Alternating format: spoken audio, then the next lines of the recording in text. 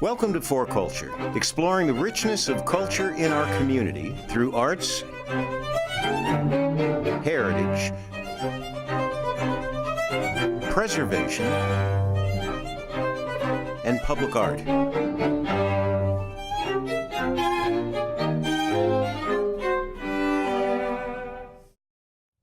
2017 is the centennial of the Ballard Locks and the Lake Washington Ship Canal.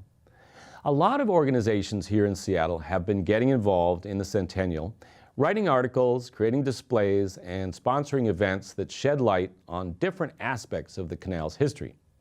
I'm a Seattle filmmaker, and I've been documenting some of these activities for a series of films I'm producing as my own contribution to the centennial. In 2016, I visited a group of students in the Landscape Architecture Department at the University of Washington. Working with their professor Ken Yocum, they created a really imaginative series of museum exhibits about different ways the ship canal altered Seattle's landscape back in 1917. Most of the students were newcomers to Seattle, so I was impressed with how much they were able to teach me about my own city through their exhibits. Join me and a few of these students as we tour the exhibits in the following video.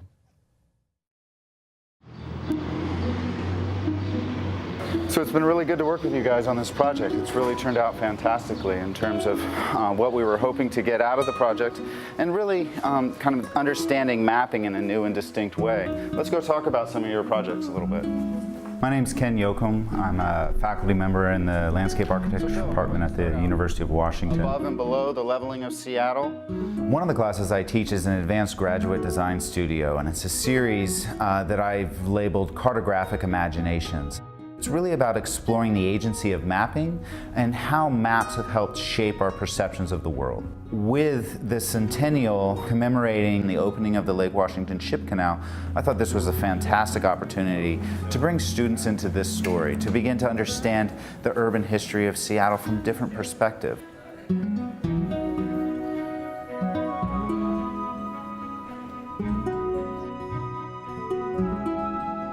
The White River used to come down through here and meet up with the Black River, which is no longer the case, no longer in existence. And I think that's really highlights a lot of the different large-scale engineering feats and interventions that really changed this landscape and the way that people lived. The opening of the Lake Washington Ship Canal had dramatic effects on the city of Seattle and the surrounding landscape because it quite literally replumbed the whole area. Lake Washington, which once drained through the south, through the Black River and out through the Duwamish, was completely changed. With the opening of Montlake Cut and the Lake Washington Ship Canal, all of a sudden the water then moved in a different direction. It moved out into the Puget Sound through Lake Union and Salmon Bay. It also lowered Lake Washington by 9 feet, and this had dramatic effects on the surrounding landscape. The Landscape Architecture Department at the University of Washington is a professional degree program that teaches the essential skills and practices of landscape architecture, but it also teaches as a very basic component critical thinking. And so this class was really about helping students to develop their critical thinking. How do they generate an idea, explore it through a particular method, and then represent that in some way that is engaging and effective, not only for their peers, but for the larger public? This also, I thought, worked out very, very well for people to be able to layer them and see really the scope and scale of the change and how drastically the river's footprint has changed.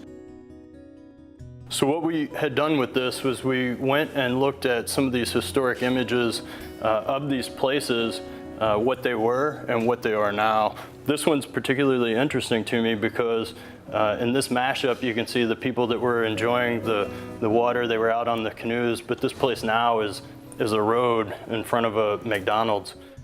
The assignment for the students was really to get a basic understanding of how was the city established, what were some of the major changes that was occurring, how was this landscape constructed and manufactured. And from that point, I asked them to go off and explore something that really interested them. And the students went off in 18 different directions. So, I looked at the lowering of Lake Washington, which was sort of the theme behind the whole studio. as sort of a punctuation on a long line of engineering projects that happened at the early 20th century. And I thought it was interesting that you could be at one end of a street and the historic street level is somewhere below you.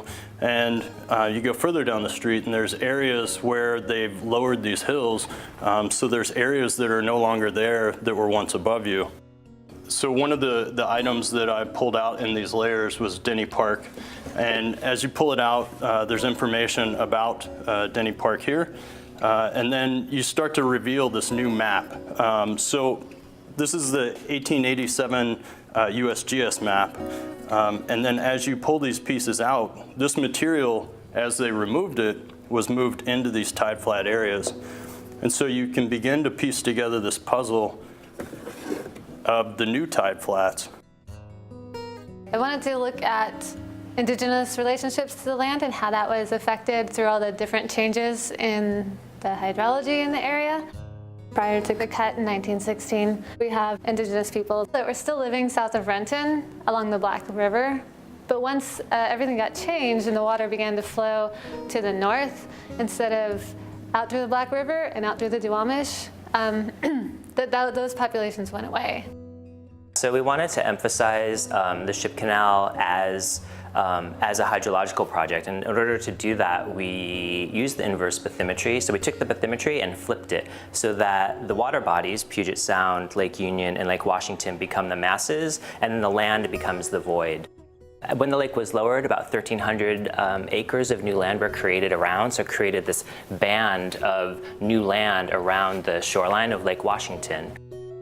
So before 1916, the Boeing factory and the Renton Airport was a wetland that was where the Cedar River and the Black River met to interface with Lake Washington. So this lowering of Lake Washington uncovered a wetland. And once Boeing ended up setting a factory there, it became basically a regional economic driver that not only led to a lot of population and what we see now in this region, but also a global impact in that Boeing became this huge jet age defining character on the global scene.